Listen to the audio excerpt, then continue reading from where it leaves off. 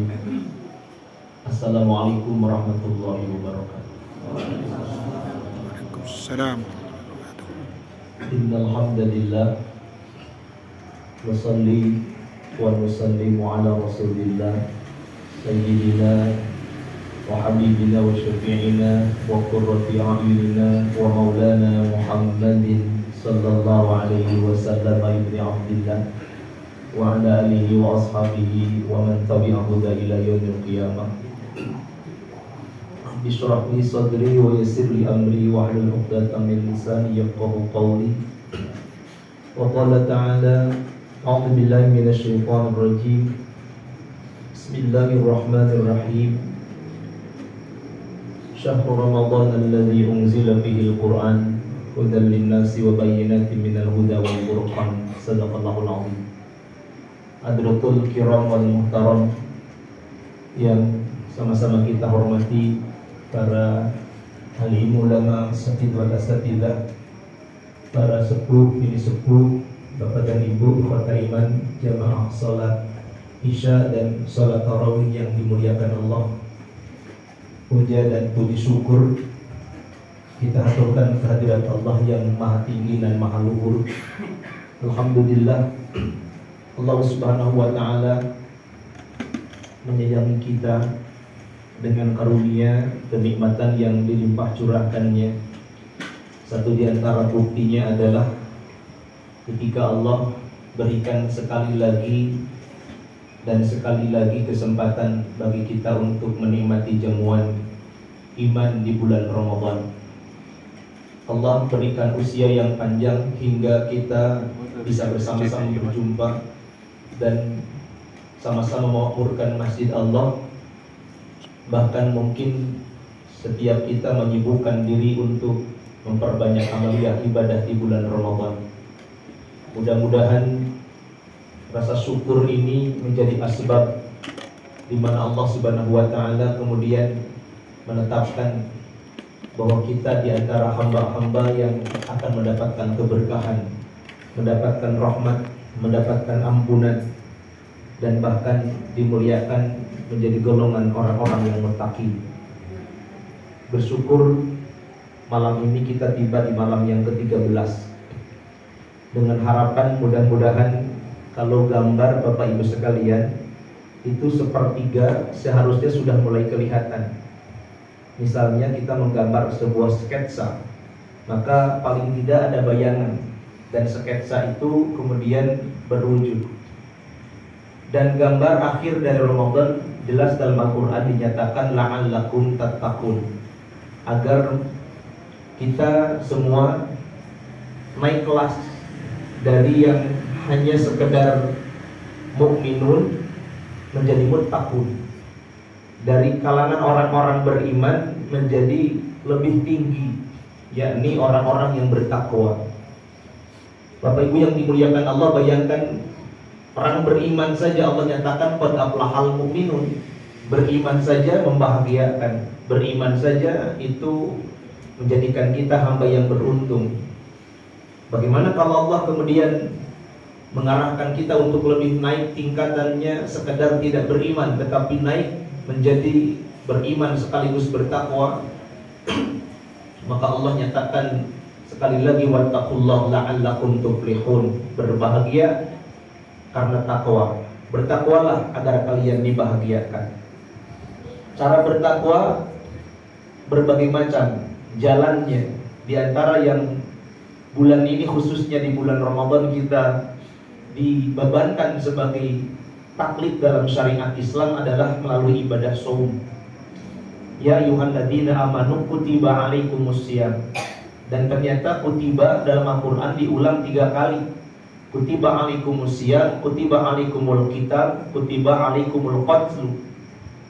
Diwajibkan atas kalian siam, diwajibkan atas kalian perang, diwajibkan atas kalian kisos. Dan tiga-tiganya adalah sebuah pembebanan yang tidak mudah. Hanya mereka-mereka yang memiliki kapasitas iman yang kokoh, yang mampu menunaikannya. Berbeda dengan furido menurut para ulama, berbeda dengan sholat, berbeda dengan zakat, bahkan berbeda dengan haji. pembebanan untuk puasa, syaratnya ya ayyuhalladzina amanu. 13 tahun di Mekah belum ada kewajiban puasa. Bayangkan saja, saking kokohnya iman seharusnya dimiliki seseorang. Sampai tahun ke-15 kaum muslimin itu mendapatkan didikan iman, didikan ilmu. Baru kemudian tahun ke-15, tahun kedua hijrah, pembebanan puasa ditetapkan bagi orang-orang beriman. Ya ayyuhalladzina amanu. Tujuannya adalah takwa, di mana sekali lagi takwa adalah dalam rangka membahagiakan kita. Bahkan puncak kebahagiaannya jannah, surga yang seluas langit dan bumi. Satu saat Allah panggil malaikat Jibril. Wahai Jibril, kata Allah, kemarilah, aku sudah ciptakan jannatu aden, surga Aden. Ayat yang lain mengatakan jannatu adli yadkhulunaha wa man salaha min abaihim wa azwajihim wa dzurriyyatihim. Ayat yang lain mengatakan jannatu adnin tajri min tahtihal anharu khalidina fiha abada radhiyallahu anhum wa radu'an. Dzalika liman khasyya rabbah. Jibril diperintahkan Allah melihat surga Aden. Setelah memenuhi perintah Allah, didapatinya oleh Jibril di surga Aden yang begitu indah itu sebuah cahaya yang membuat malaikat Jibril tersungkur sujud.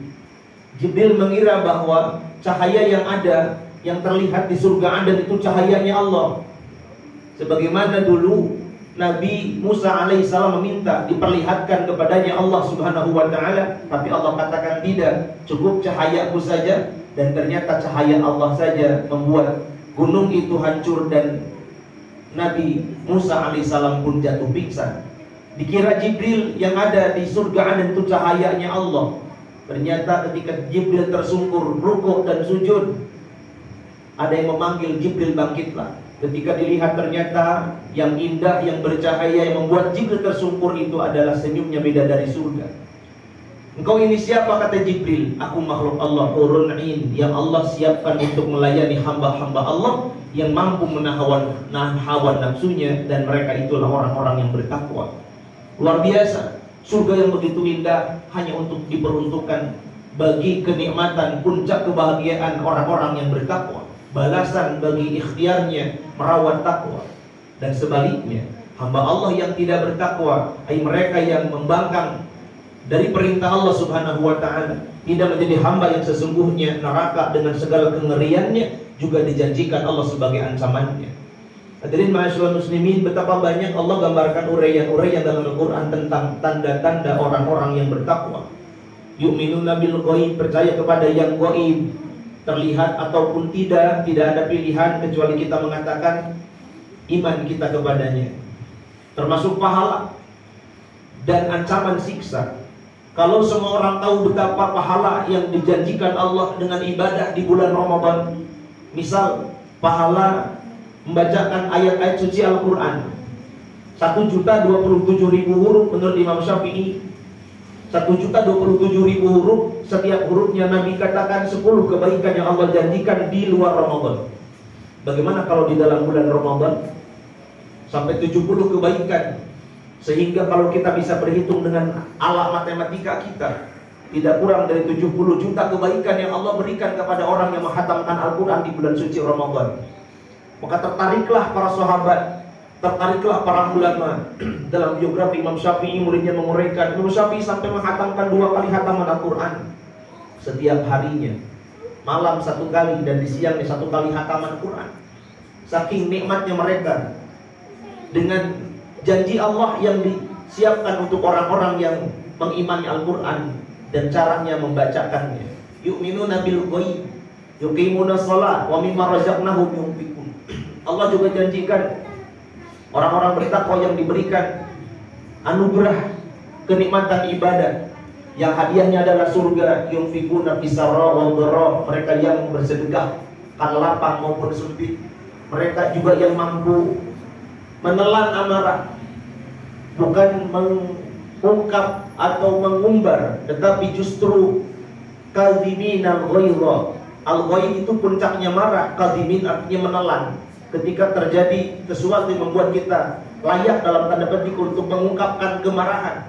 Ternyata agama Quran mengajarkan kaziminal ghaidh, dia telan marahnya. Kalau mampu melakukannya tanpa terlihat bahkan dari raut mukanya, uiddat lil muttaqin, surga sudah dijaminkan bagi orang-orang yang bertakwa dengan tanda-tandanya. Maka izinkan di kesempatan ini tanda lain yang juga diuraikan oleh seorang sahabat pilihan, Sayyidina Ali karramallahu wajhah, mengatakan orang-orang bertakwa ada 4 tanda. Yang pertama, orang bertakwa itu adalah al-khauf minal jalil. Hadirnya, lahirnya rasa takut di dalam hati. Ketika dalam sebuah perjalanan kita melihat tengok kanan, tengok kiri, ada rambu-rambu, hati-hati tikungan tajam, hati-hati terjadi banyak kecelakaan, maka niscaya kita akan berhati-hati dikarenakan ada takut, muncul rasa takut sehingga hadir ketakutan. Rasa takut itu membuat kita berhati-hati. Hati-hati tikungan tajam, hati-hati turunannya, tanjakannya, dan seterusnya. Maka dalam perjalanan hidup Allah memberikan berapa banyak peringatan demi peringatan, baik itu ayatnya berupa ayat Qur'aniyah yang kita baca atau ayat-ayat kauniyah yang kita pikirkan, bukan dengan mata kepala tapi dengan hati. Sampai Allah mengatakan afala tatafakkarun, dengan pikir kita peringatan demi peringatan Allah sudah nyatakan dengan tegas dan jelas. Maka dengan ketakwaan yang semakin hari, insya Allah mudah-mudahan semakin melekat di hati-hati kita, maka tanda-tanda ketakwaan yang paling akan cepat kita rasa adalah bagaimana kita semakin berhati-hati. Karena takut ancaman Allah Subhanahu wa ta'ala. Takut membuat kita hati-hati, hati-hati melihat pandangan kita arahkan ke mana, hati-hati dengan pendengaran, hati-hati bahkan dengan hati-hati kita. Dan seorang sahabat yang membuat Nabi menangis, Bapak Ibu sekalian, dia bernama Abu Dujana. Sahabat ini dikenal setelah sholat segera pulang, beranjak pergi dari majlisnya Nabi Muhammad SAW. Nabi sampai kemudian bertanya, wahai Abu Dujana, apakah kau tidak punya hajat, tidak punya kebutuhan seperti yang lain? Selesai sholat itu kamu meminta, bermunajat, berdoa, kenapa engkau lantas begitu cepat pergi? Apa kata Abu Dujana? Ya Rasulullah, aku sesungguhnya memiliki alasan. Aku seorang fakir, aku seorang miskin, tetanggaku adalah seorang munafik. Tetangga saya seorang munafik mempunyai pohon kurma yang ternyata batang pohon kurma itu mengarah condong ke halaman rumah kami. Saya pernah mendapati anak-anak kami, anak-anak saya yang masih kecil-kecil itu, karena mereka terbiasa lapar, sering mereka kelaparan dengan keadaan kami. Maka saya dapati mereka memungut buah-buah kurma di bawah pohon itu di halaman rumah kami, dan mereka kemudian memakannya karena kelaparan. Maka ketika saya dapati itu, maka saya kemudian menegur mereka. Kemudian saya masukkan telunjuk dan membuat mereka muntah. Masukkan telunjuk ke mulut mereka dan membuat mereka memuntahkan semua yang pernah dimakannya. Dengan apa alasan itu? Karena saya takut sesuatu masuk ke dalam mulut mereka, sementara itu belum tentu dihalalkan bagi mereka. Karena takut itulah saya berhati-hati agar jangan sampai terjadi lagi. Maka saya segera pulang. Maka kejadiannya membuat Nabi menangis. Sampai ada orang yang sehati-hati itu di antara para sahabat, hatta hanya untuk sebutir kurma yang mungkin masuk ke dalam perut anak-anak mereka. Bapak Ibu sekalian dimuliakan Allah, orang takwa pasti berhati-hati. Yang kedua, takwa adalah al-amal bitanzil, orang yang beramal dengan Quran. Banyak ayat yang memang perlu amal. Setiap ayat membutuhkan amal. Itulah sebab Sayyidina Umar bin Khattab setiap menghafalkan 10 hafalan ayatnya, tidak akan nambah pada ayat berikutnya sebelum dia memastikan telah mengamalkannya. 3 pekan lalu tepatnya di Sabtu malam Ahad, saya berkesempatan ada di sebuah pesawat dari rute Madinah menuju Jakarta. Ada yang menarik di pesawat itu karena samping kanan kiri rata-rata usia anak-anak muda dan seragamnya sama. Artinya mereka pulang umroh tetapi dalam satu perjalanan travel yang sama. Yang menarik adalah ketika saya perhatikan setiap anak yang berangkat itu bersama dengan kami di pesawat itu anak-anak yang habiskan waktunya dengan Al-Quran. Bahkan saya perhatikan sejak ada di bandara, Yang mereka lakukan adalah membaca Quran, baik melihat ataupun tidak melihat mushaf. Akhirnya penasaran, saya tanya, dari mana, siapa namanya, apa aktivitasnya. Singkatnya mereka katakan, kami 43 orang, semuanya hafid Quran 30 juz yang diberangkatkan oleh seseorang untuk mendapatkan keberkahan agar bisa berbagi dengan para ahlul Quran. Kemudian saya tanya lagi, selesai 30 juz semua hafalan Qurannya, lantas mesti dijaga. Betul Pak, katanya. Bagaimana cara menjaganya?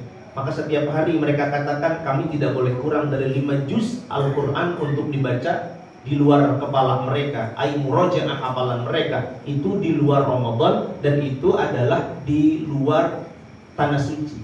Saya tidak nanya lagi apa yang dilakukan di tanah suci, di Masjidil Haram, berapa kali khatam mereka. Karena yang tidak hafal saja bisa 2-3 kali khatam di tanah suci, mumpung ada di tanah suci tempat turunnya Al-Quran. Bagaimana kalau di rumah? Mereka katakan, kami tidak boleh kurang dari 5 juz setiap hari, dan itu terjadi di luar bulan suci Ramadan. Maka bayangkan kalau di bulan Ramadan amal mereka dengan Quran seperti apa. Pantas kalau Sayyidina Utsman mengatakan, lau tuharat qulubukum ma saba'tum min kalami rabbikum. Jika suci hati-hati kalian, niscaya kalian tidak akan pernah kenyang dengan membacakan kalam Tuhan kalian. Ai tidak akan pernah kenyang dengan membacakan Al-Quran. Yang ketiga adalah al-qana'ah bil qalil. Sayyidina Ali mengatakan, ciri orang bertakwa adalah orang yang merasa cukup, ridho dengan apa yang diberikan Allah, hatta itu nilainya tidak seberapa, jumlah yang kecil. Dan ini pendidikan Ramadan, madrasah Ramadan yang telah menghantarkan kita sebuah kesadaran. Berapa banyak di antara saudara kita yang harus lapar, dipaksa oleh keadaan, bukan sebagaimana kita dipaksa lapar tuntutan syariat, dan bahkan lapar kita di waktu untuk menghilangkan rasa lapar, kita habiskan berapa banyak nilai materi kita mengganti lapar di siang hari untuk kita selesaikan atau kita cukupkan di waktu malam. Tapi berapa banyak di antara saudara kita yang laparnya tidak berwaktu, bisa siang, bisa malam, bisa berhari-hari, dan sepanjang hidup mereka. Maka didikan Ramadan menghantarkan kita orang memiliki empati, kasih dan sayang dengan sesama. Buktinya nanti penyempurna ibadah Ramadan kita adalah dengan berbagi, yakni menunaikan ibadah zakat, penyempurna. Dan itu simbol bahwa kita harus menyadari tentang keadaan kita dan keadaan di sekitar kita. Hayyin layyin sahlin qaribin, orang-orang yang didekatkan dengan kebaikan. Yang terakhir, orang yang bertakwa menurut Sayyidina Ali karramallahu wajhah adalah al-isti'dad liyaumir rahil, orang yang punya persiapan matang untuk perjalanan. Kita yakini bukan sampai besok, bukan lusa. Kita yakini perjalanan hidup kita bukan sampai kematian, justru setelah kematian itulah perjalanan sesungguhnya yang akan sangat panjang. Kalau itu kita yakini akan sangat panjang perjalanan kita, maka kira-kira beberapa banyak kita perlu perbekalan. Maka orang yang bertakwa, mereka watazawwadu, berbekal-bekal sejak ada di dunia, mumpung masih diberikan kesempatan. Mudah-mudahan Ramadan ini adalah momentum kita. Kalau suatu saat pernah kita memikirkan tentang padang mahsyar, mohon maaf sedikit lagi Bapak Ibu sekalian, di tahun lalu tepat di pertengahan Ramadan, 17 Ramadan, saya ada di Tanah Suci. Dan ketika itu waktu Jumat, hari Jumat, karena menengok beberapa jamaah yang sakit, saya datang ke Haram agak terlambat, sehingga posisi agak jauh. Kebetulan hotelnya pun juga sedikit jauh, sehingga jalan tidak boleh sampai dekat Masjidil Haram. Singkatnya kami sholat itu bahkan tidak jauh dari terminal. Nunggu khatib naik mimbar dan sholat tidak kurang dari 3 jam. Dalam keadaan sedang berpuasa, keadaan sangat panas, padahal dihitung cuma 38 derajat Celcius. Tetapi karena bawahnya adalah aspal, langsung terik matahari. Berapa di antara kami merasa ini sangat memberatkan. Sudah ditutup pakai berbagai macam penutup kepala pun juga sama. Sampai ada yang berinisiatif untuk membawakan air, bukan untuk diminum tentu saja, tapi disiram-siramkan di kepala. Tapi ada kalimat yang menarik, seorang kakek tua di kursi roda mengatakan, "Fakaifa ahwaluna fil mahsyar?" kalimat itu yang memahami kalimatnya berapa banyak di samping kanan kiri, termasuk saya di antaranya, langsung tiba-tiba terkulai lemas dan menangis, Mbakku. Ketika panas sangat terik menunggu khatib naik mimbar, cuma 3 jam kurang lebih waktu yang kami butuhkan. Ternyata kalimat itu membuat kami mengingat dan menyadari bahwa ahwal di padang mahsyar itu akan sangat jauh lebih dahsyat, mengerikan, menakutkan.